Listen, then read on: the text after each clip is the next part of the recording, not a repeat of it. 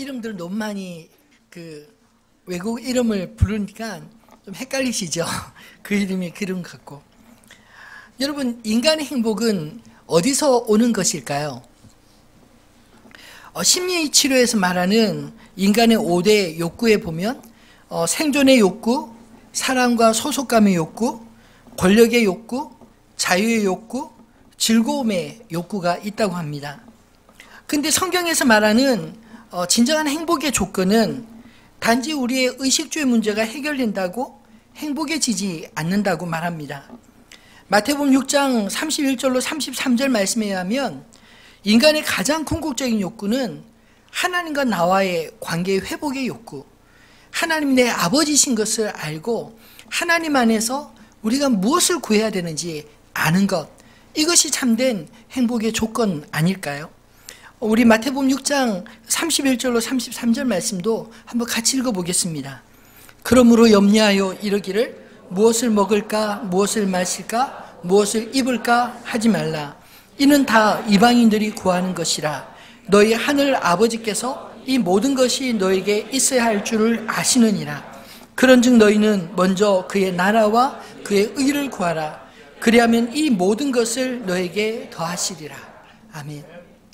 내가 누구인지, 또 나는 무엇을 해야 되는 존재인지, 하나님의 자녀로서 사명을 찾도록 주님은 이 말씀을 제자들에게 들려주셨다 믿습니다.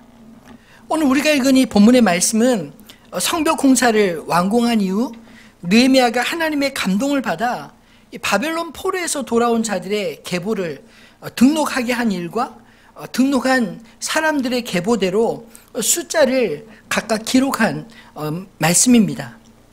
오늘 이 본문도 정말 족보만큼이나 참 재미없는 말씀입니다. 왜냐하면 계속 반복되는 그런 패턴의 이야기가 있지 않습니까? 이 말씀을 통해서 도대체 어떤 말씀을 하고자 할까 곰곰이 묵상하며 말씀을 이렇게 묵상하고 저렇게 묵상하고, 심지어는 그 족보에 나와 있는 그 사람의 명수를 다 계산도 해봤습니다. 이런저런 어떤 패턴이 있는지 살펴보다 보니 몇 가지 중요한 패턴이 눈에 들어왔습니다. 이 8절로 24절은 돌아온 자들 중에 자기의 족보를 가지고 있고 또 자기 조상들의 족보를 기억하는 사람들의 이름이 그 각 자손별로 몇 명씩이다 이렇게 기록합니다. 25절로 38절의 계보는 조상들은 기억을 못하는데 그 할아버지로부터 옛날 우리가 어디서 살았다, 아버지로부터 들었던 그 장소를 기억하고 돌아온 사람들, 그 사람들은 지역 이름을 써서 어느 지역의 사람 몇 명 이렇게 기록하고 있습니다. 여러분, 혹시 여러분의 조상들 몇 대까지 기억하시나요? 잘 아실 것 같죠? 근데 제가 봐도 제 기억으로 저희 할아버지 그 정도까지밖에 사실 잘 몰라요. 옛날 제가 어렸을 때 저희 집에 개성왕씨 족보가 있었는데 지금 어디로 갔는지도 모르겠습니다. 이 족보라는 것이 우리 조상들을 이렇게 더듬어 찾아갈 수 있는 그런 방법이지 않습니까? 그런데 이 당시에 이 족보가 대단히 중요했던 것 같습니다. 왜냐하면 내가 유대인인지, 내가 유대인이라면 어느 지파 사람이고 어느 그 자손인지 그것을 확인할 수 있는 게 그런 족보였기 때문입니다. 39절로 60절 보면 이 자기 조상들이 했던 일들, 그 일들을 기억하고 그 일을 다시 하기 위해 돌아온 사람들의 그 계보가 기록되어 있습니다. 주로 성전에서 일하던 사람들의 명단들이 기록되어 있고요. 61절로 65절은 자기 족보를 도무지 증명할 수 없는 사람들, 본인은 유다인이라고 말하지만 그러나 어디를 봐도 유다인인지 확인할 수 없는 그런 사람들에 대한 이야기가 기록되어 있습니다. 근데 중요한 것은 그들 모두가 바벨론 땅으로부터 유대로 돌아온 사람들이며 돌아온 무리의 숫자에 모두 포함되어 있다는 사실입니다.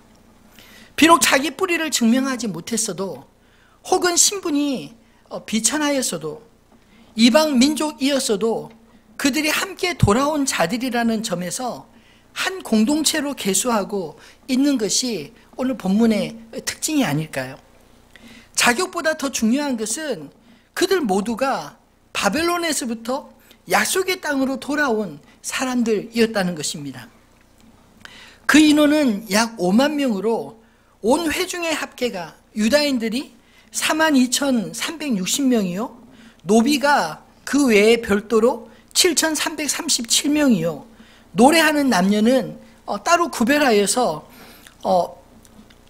남녀가 245명, 도합 49,942명이었다고 말합니다. 그렇다면 그들은 왜 유다 땅으로 돌아왔을까요? 이것이 오늘 우리에게는 도대체 어떤 의미가 있기에 성경이 기록하고 또 우리로 읽고 묵상하게 했을까요? 저는 말씀을 묵상하면서 바라기는 이 말씀이 하나님 앞에서 우리가 각자 돌아가는 인생이 아니라 세상으로부터 하나님께로 돌아오는 그런 인생으로 우리를 이끌어 주시기를 진심으로 소망합니다.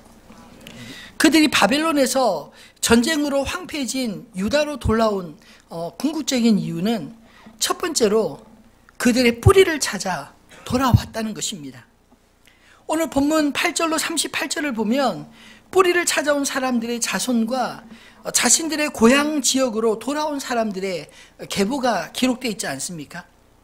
사실 70년 이상 자신이 살던 곳을 떠나서 머나먼 외국살이를 마치고 고국으로 돌아오는 것 쉬울 것 같아도 결코 쉽지 않습니다. 물론 노인이 자신의 마지막을 어린 시절의 기억을 더듬어 고향으로 돌아오는 것 그럴 수 있다 생각이 듭니다.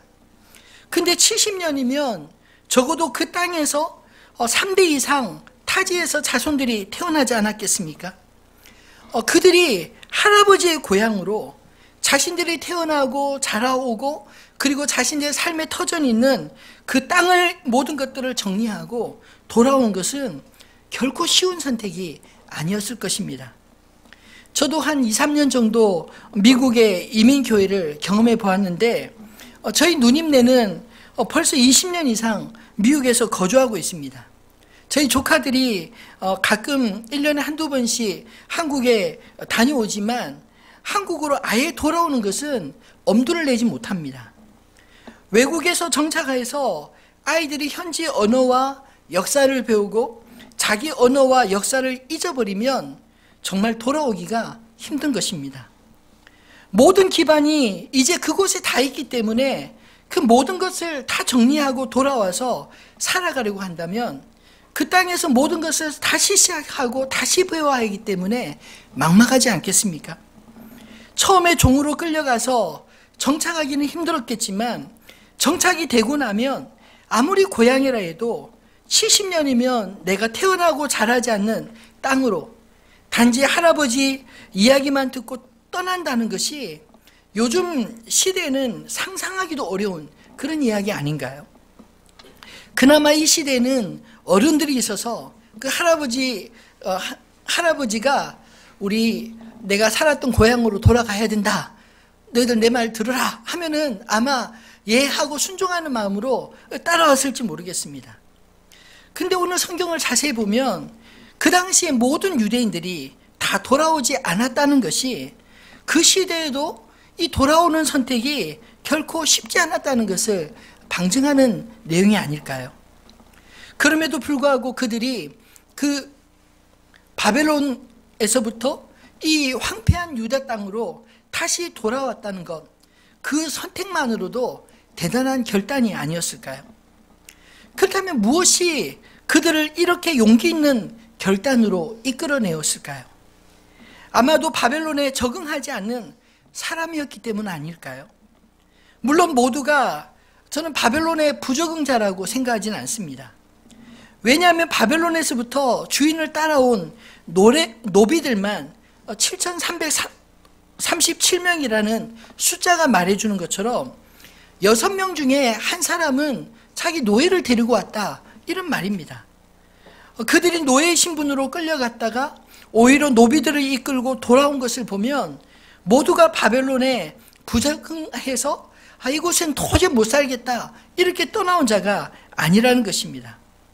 아마도 그들이 바벨론을 떠나올 수 있었던 이유는 두 가지 정도가 아닐까요? 어차피 여기서나 거기서나 힘들 거는 마찬가지라 이런 생각으로 생각을 하는 어려운 사람들과 또 노비를 데리고 데려올 정도의 그런 부가 있지만 돌아오고자 하는 그런 의지와 여유가 있었던 사람들, 이렇게 두 부류로 나눠지지 않을까요? 사실 제가 경험해 본 이민자들의 부류도 이런 두 종류였습니다. 제가 갔던 그 해가 이 IMF가 터진 그 무렵이었는데, IMF를 통해서 한국에서 모든 기반을 잃어버리신 분들이 대거 미국으로 불법 체류로 넘어오신 분들이 참 많았습니다. 그래서 미국에 있는 동포들 중에도 이 극렬하게 딱 나눠지더라고요. 여기서나 거기서나 힘드니 차라리 새로운 곳에서 새롭게 출발하자 이런 마음으로 오신 분들이 있고, 또 먼저 와서 또는 뭐 주재분으로 와서 또는 유학 와서 어느 정도 기반이 있는 상태에서 그곳에서의 삶을 누리는 그런 분들도 함께 있었다는 것입니다. 근데 오늘 본문에서 유다로 돌아온 사람들은 사실 바벨론이라는 제국이 주는 안정보다 자신의 뿌리를 찾고자 하는 열정이 있었던 사람들과 또 하나님 나라를 회복하고자 하는 그런 마음의 소유자들 아니었을까요? 느헤미야가 인구조사를 실시한 이유는 오늘 본문의 한참 뒤에나 나옵니다. 느헤미야서 11장 1절로 2절에 사실 오늘 인구를 계수한 목적이 담겨져 있는데 한번 같이 읽어볼까요? 백성의 지도자들은 예루살렘에 거주하였고 그 남은 백성은 제비 뽑아 10분의 1은 거룩한 성 예루살렘에서 거주하게 하고 그 10분의 9는 다른 성읍에 거주하게 하였으며 예루살렘에 거주하기를 자원하는 모든 자를 위하여 백성들이 복을 빌었느니라. 아멘. 이렇게 사실 예루살렘에 거주할 사람들을 정하기 위해 느헤미야는 하나님이 주신 그 성령의 감동으로 인구조사를 미리 하였다는 것입니다. 그 이유는 오늘 우리가 읽었던 그 4절 말씀처럼 그 성읍은 광대하고 그 주민은 적으며 가옥은 미처 건축하지 못한 예루살렘의 참혹한 그 현실들 때문 아니었을까요? 돌아온 유다인들이 모두가 예루살렘에 거주한 게 아닙니다. 자기 고향이나 인근 마을에 거주했던 이유도 사실 성벽이 없을 때는 성 안에 머무는 것보다 차라리 성 밖에 머무는 것이 더 안전했기 때문 아니었을까요? 그러나 이제 예루살렘 성벽도 완공되고 이제는 그들이 돌아온 땅에서 뿌리를 내려야 했기 때문에 느헤미야는 그 백성들의 인구 조사를 한 것입니다. 느헤미야에게 하나님께서 감동하심으로 이 돌아온 자들을 등록하게 하신 것은 그들이 이제 더 이상 떠돌이가 아니라 당당히 그 땅의 주인임을 확인시켜주는 그런 기회가 아니었을까요? 저희 교회도 사실 등록을 강요하지 않습니다. 그래서 저희 교회 보면 등록하지 않고 다니시는 분들이 꽤 많습니다. 가끔 교회 바깥에서 이렇게 얼굴을 마주칠 때 이렇게 어디서 본 듯한데 확신을 못 가는 경우, 그럴 때 참 많습니다. 저분 우리 교인인지 아닌지. 근데 가끔 저를 보면서 웃거나 혹은 목례를 하면 우리 등록교회는 아니어도 우리 교회 예배 참석하시는 분이구나 이렇게 아는데, 문제는 제가 이름을 잘 모르고 확신이 없으니까 그럴 때마다 제가 어떻게 처신해야 될지 난감할 때가 참 많습니다. 등록을 제가 처음 개척할 때부터 강조하지 않은 것은 사실 제가 이해한 하나님 나라는 사실 자원하는 사람들의 하나님의 거룩한 백성들의 모임이라는 생각을 갖고 있기 때문입니다. 그래서 스스로 준비될 때까지 좀 기다려주면 때가 되면 한 분 한 분 하나님 앞에 어떤 마음을 정하고 공동체 안으로 들어오는 것을 보았습니다. 근데 오늘 말씀을 통해서 등록이 어떤 의미인지 말씀을 통해 설명하지 않을 수 없습니다. 돌아온 자들이 누구인지 각 계보별로 계수해서 명단을 기록한 것은 그들이 당당히 그 땅의 주인임을 스스로 확증시켜 주는 것처럼 교회에 등록하는 것도 이제는 더 이상 나그네가 아니라 당당히 주님의 몸된 교회에 마음으로부터 뿌리를 내리겠다라는 결단이 아닐까요? 오늘 성찬식을 함께 거행하는 것도 동일한 의미로 우리가 한 가족됨을 함께 고백하는 예식인 것입니다. 바라기는 혹시라도 아직 소속된 공동체 없이 방황하는 분이 계시다면 속히 마음을 정하시고 공동체에 뿌리를 내릴 수 있게 되기를 진심으로 소망합니다. 두 번째로 그들이 황폐한 유다 고향으로 돌아온 이유는 사명을 찾아 돌아온 것입니다. 오늘 본문 39절로 60절의 계보는 제사장과 레위인 그리고 노래하는 자들, 문지기의 후손들과 느디님 사람들, 솔로몬 신하의 후손들로 돌아온 자들의 계보를 기록하고 있습니다. 이들의 공통점은 성전을 섬기기 위해 돌아왔다는 것입니다. 근데 특이한 점은요, 제사장이나 레위인들은 그래도 돌아온 이유가 선명하고 이해가 되지 않습니까?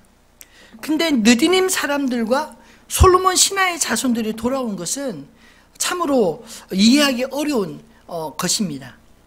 왜냐하면 이들은 레위인들을 수종드는 사람들이었기 때문입니다. 무슨 말이냐면 레위인들이 성전을 섬기는 일에 아주 간단한 잡일, 레위인들이 시키는 일을 예를 들면 물을 길러 온다든지 나무를 팬다든지 물건을 또 옮긴다든지 뭐 이런 일들을 하는 사람들이었다는 것입니다. 이들은 출애굽 당시 가나안 땅 기브온의 후손들로서 그들이 이 이스라엘 백성들이 그 가나안 땅을 증벌하는 것을 보면서 두려움을 느껴 일부러 멀리에서 사는 사람들인 것처럼 그런 행색을 하고 속여서 화친을 맺습니다. 그 나중에 알고 보니 가까운 곳에 사람들이었는데 자기들이 살기 위해서 이 거짓말에서 화친을 맺은 것입니다. 그것에 대해서 하나님께서 그들을 받으라고 이야기를 합니다. 단 그들이 거짓말한 것을 인정하고 그들이 그 하나님의 성전을 섬기는 이 레위인들을 섬기는 종으로서 일을 하도록 그렇게 시작되어서 그들도 유대인들처럼 똑같이 할례를 받고 그 이후로부터 그들이 평생 동안 아니 후손들까지 그 성전을 섬기는 종이 되었다라는 것입니다. 솔로몬 신복의 후손들 역시 이방인으로서 이스라엘 포로로 잡혀온 자들이 왕궁의 경비 등을 종사하다가 또 성전에서 수종드는 일까지 느디딤 사람들과 함께 일하던 사람들이었습니다. 이런 정황상 그들이 일부러 돌아오는 것이 오히려 이상하지 않나요? 바벨론에 거주할 때는 사실 유대인들이나 이 사람들이나 똑같이 전쟁 포로이기 때문에 똑같은 입장이었습니다. 누구는 주인이고 종이고 할 것 없이 똑같이 평등하게 종이었습니다. 그런데 유다로 돌아오면 오늘 본문과 같이 다시 성전에 수종드는 종으로 돌아온다는 것을 의미하지 않습니까? 솔로몬 시절에는 그나마 왕국의 국력이 강해서 굴복했다 하더라도 이제는 전쟁으로 황폐한 도성에 그들이 무엇을 기대할 수 있었을까요? 차라리 이들은 오히려 바벨론에서 생활하는 것이 훨씬 편하고 수월하지 않았을까요? 그럼에도 불구하고 그들이 돌아온 것은 그들에게 성전 봉사가 특별한 의미가 있었기 때문 아니겠습니까? 그 성전 봉사를 통해서 그들이 하나님을 알게 되었고 하나님을 섬기는 기쁨을 맛보았던 사람들이었기에 그들이 되돌아올 수 있었던 것 아니었을까요? 아마도 성전에서 하나님의 일을 섬긴다는 것이 처음에는 익숙하지 않고 낯설었을 것입니다. 제사장이나 레위인들처럼 주도적인 일을 하는 것이 아니라 그저 잔심부름 시키는 것만 하는 사람들이었을 텐데도 그들에게 성전 봉사가 도대체 어떤 의미였기에 이 바벨론을 떠나 이 유다로 되돌아올 수 있었을까요? 바벨론에서는 유다인들과 동등한 신분이 아닌가요? 피차 포로인 처지에서 과연 유다인들이 좋아서 따라왔겠습니까? 그들이 섬기면서 알게 된 하나님 때문에 떠나온 게 아닐까요?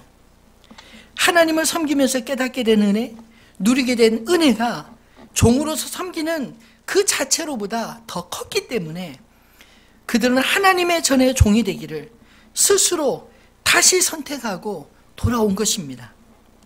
이런 심정을 노래한 말씀이 시편 84편에 소개하고 있습니다. 시편 84편 10절로 12절 말씀을 한번 같이 읽어볼까요?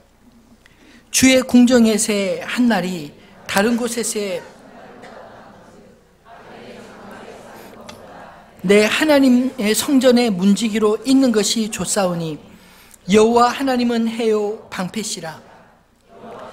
은혜와 영화를 주시며 정직하게 행하는 자에게 좋은 것을 아끼지 아니하실 것임이니이다. 만군의 여호와여 주께 의지하는 자는 복이 있나이다. 아멘. 여러분, 악인의 장막에서 호요식하고 부유하게 사는 것보다 내 하나님의 성전의 문지기로 종으로 사는 것이 낫다. 이런 고백이 이 느디님 사람들, 솔로몬 신하들의 후손들에게 있었던 건 아닐까요? 하나님을 의지하는 것이 복인 줄 알았던 사람들, 하나님의 성전 문지기로 있는 것이 더 좋은 선택이라는 것을 알았기에 그들은 돌아올 수 있었던 게 아닐까요? 그들의 숫자는 그리 많지도 않았습니다. 느디님 사람들과 솔로몬 신하들의 후손의 숫자가 함께 계수되고 있는데 불과 392명이 돌아왔다고 합니다. 그에 비해서 본문에서 이 느디님 후손들의 이름, 자손들의 이름을 기록하고 있는데 무려 32명의 이름을 기록하고 있습니다. 솔로몬 신하의 자손도 10명의 자손의 이름으로 성경에 당당하게 기록되어 있다는 것, 여러분 주목할 필요가 있지 않을까요? 그들의 신분은 낮은 종의 위치였지만 하나님은 그들의 존재를 이방인으로 취급하지 않으시고 종으로 취급하지 않으시고 그 작은 숫자에도 불구하고 그들의 조상들의 이름을 무려 42명이나 언급하고 있다는 것이 여러분 참으로 은혜로운 말씀 아닌가요? 오늘까지 사역 박람회 주간입니다. 하나님은 자원하는 섬김과 봉사를 기뻐하시는 줄 믿으시기를 바랍니다. 저는 등록할 때마다 늘 이렇게 말씀합니다. 사실 하늘빛 우리 교회가 익숙하지 않은 분들은 하늘빛 교회라고 그래요. 그런데 익숙해진 분들은 하늘빛 빼고 우리 교회라고 이야기합니다. 바라기는 모든 분들이 하늘빛 교회가 아니라 우리 교회가 되기를 진심으로 소망합니다. 억지로 끌려다니는 봉사자가 되지 마시고 자원함으로 찾아다니는 봉사자 되시기를 바랍니다. 특별히 주일학교 교사들이 많이 필요합니다. 우리 아이들을 키와 지식만으로 키우지 마시기를 바랍니다. 영이 있는 아이들, 어려서부터 하나님을 경외하는 아이들로 키우려면 그만큼 교사들의 헌신과 기도가 많이 필요하지 않을까요? 이 땅에서 하나님이 살아계시다는 것을 분명하게 삶으로 보여줄 수 있는 그런 인재들을 교회에서 많이 키워내야 되지 않겠습니까? 어제 우리 고등부와 초등부 자녀들이 그 센트럴파크에서 버스킹 예배를 드렸습니다. 전도도 하고. 근데 제가 가만히 보니까 그 버스킹 하는데 아이들도 신났지만 교사들이 많이 오셨어요. 교사들이 더 신나는 모습을 봤습니다. 아이들이 성장하는 모습, 아이들이 당당하게 발표하는 모습, 아이들이 기죽지 않는 그런 모습들을 볼 때 교사들 마음이 얼마나 흐뭇했는지, 저는 또 담임 목사로서 그 자리에 사실 처음에는 설교 준비 때문에 부담돼서 한두 곡 듣고 오려고 그랬는데 결국 끝까지 다 있었습니다. 근데 아이들이 정말 성장하고 있는 모습이 보여서 얼마나 흐뭇했는지 모릅니다. 여러분, 교사의 복은 아이들의 성장하는 모습을 바라보는 흐뭇함을 복으로 누리게 되는 줄 믿습니다. 하나님의 전을 섬기기 위해 이 바벨론의 자유를 포기하고 스스로 성전의 종으로 살기로 작정하고 돌아온 이 느디님 사람들과 솔로몬 신하들의 후손들을 주님이 기억하시듯 하나님의 사람으로 충성하는 하나님의 종들 주님이 친히 기억해 주실 줄 믿습니다. 여러분, 내가 하나님을 아는 것이 중요할까요? 하나님이 나를 아시는 게 더 중요할까요? 여러분, 우리가 문재인 대통령을 아는 게 중요하겠습니까? 문재인 대통령이 나를 아는 게 더 중요하겠습니까? 그런 이치하고 똑같지 않나요? 우리가 하나님에 대해서 아는 것은 많은 사람이 알 수 있습니다. 근데 정말 중요한 것은 오늘 성경에 기록된 이름들처럼 하나님이 친히 우리를 아시는가 하는 것입니다. 헌신은 한순간의 열정만으로 부족한 것입니다. 성벽 건축이 50일간의 열정으로 끝났지만 여전히 예루살렘 성은 거민이 적은 위태로운 곳 아니었나요? 신앙생활은 반짝이는 열심이 아닌 지속적인 헌신이 필요했습니다. 느헤미야서의 이 계보는 포로에서 돌아온 42,000명의 백성들의 계보를 통해서 확인하고 또 그들을 통해서 하나님이 얼마나 신실하신지를 보여주고자 기록된 말씀이 아닐까요? 적은 인원으로 한편으로는 위축될 수도 있지만 하나님은 이들을 통해서 이스라엘을 다시 세우는데 부족함 없이 사용하십니다. 하나님의 일하심은 서서히 그러나 완벽하게 일하시는 줄 믿으시기 바랍니다. 돌아온 이후에도 그들은 쉬운 적이 없었습니다. 그러나 하나님은 그들을 포기하지 않으셨고 그들을 하나님의 백성으로 온전히 회복시켜 나가는 것이 에스라 느헤미야서에 잘 기록되어 있지 않습니까? 하나님 나라를 위해 기꺼이 헌신하여 주의 나라가 임하실 때 주님이 기억하시는 그런 믿음의 사람들 다 되시기를 주님의 이름으로 축원합니다. 말씀을 맺겠습니다. 오늘 느헤미야가 기록한 이 바벨론에서 돌아온 사람들은 궁극적으로 자기를 찾아온 사람들 아닐까요? 그들은 단지 자신들의 욕구를 채우기 위해 바벨론에서 나온 사람들이 아닙니다.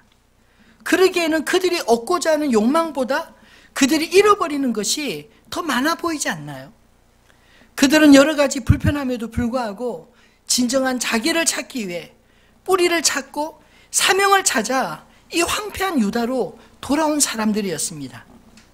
그들은 이미 지어진 집을 돈으로 사기 위해 온 자들이 아니라 무너진 자네들을 다 헤쳐내고 황무지를 다시 개간하고 그 땅이 다시 주인이 있음을 알리는 성벽을 건축하고 자기 집을 새롭게 짓는 그런 자들로 온 것입니다. 자기를 찾기 위해 하나님 나라를 찾기 위해 온 사람들이었습니다. 바벨론에서 약속의 땅으로 돌아온 사람들의 숫자는 사실 출애굽기에 이 민수기에 계수된 그들의 조상들의 숫자에 비하면 형편없이 적은 숫자 아닌가요? 나가 싸울 수 있는 장정만 60만 명이었던 출애굽의 이스라엘이 아니라 데려온 노비까지 포함해도 고작 5만 명 정도밖에 되지 않는 단순 계산해도 12배 이상의 차이가 나지 않나요? 근데 민수기에는 여자와 노약자와 이방인을 뺀 숫자라는 점을 감안해 보면 수십 배의 차이가 나는 숫자가 아닌가요? 그런데 반대로 이 숫자에 들어간 사람들, 그들은 정말 영광스럽지 않습니까? 그들은 유다의 멸망 가운데 하나님께서 그루터기와 같이 친히 이 땅에 남기신 자들이었습니다. 그들은 억지로 밀려온 자들이 아니라 스스로 자기 땅으로 돌아온 자들이었습니다. 하나님 나라의 재건을 위해 새로운 이스라엘을 회복하기 위해 부름받은 자들이었던 것입니다. 비록 출애굽 인구와 비교해 너무나 작은 인원이었기에 재건의 과정도 그만큼 힘들었지만 반대로 하나님은 이 작은 자들을 하나님 나라의 역사로 새롭게 써가시는데 사용하셨다는 것이 영광스럽지 않나요? 여러분, 하나님 안에서 자기를 찾고자 돌아오신 여러분 모두를 진심으로 환영합니다. 억지로 끌려다니는 사람 되지 마시고 자원함으로 하나님의 일을 찾아 잘 감당하시기를 주님의 이름으로 축원합니다. 하나님 나라를 회복하는 남은 자로 우리 이름도 주님이 친히 기억하시는 그런 이름 되시는 하늘빛 우리에게 모든 성도님 되시기를 주님의 이름으로 축원합니다.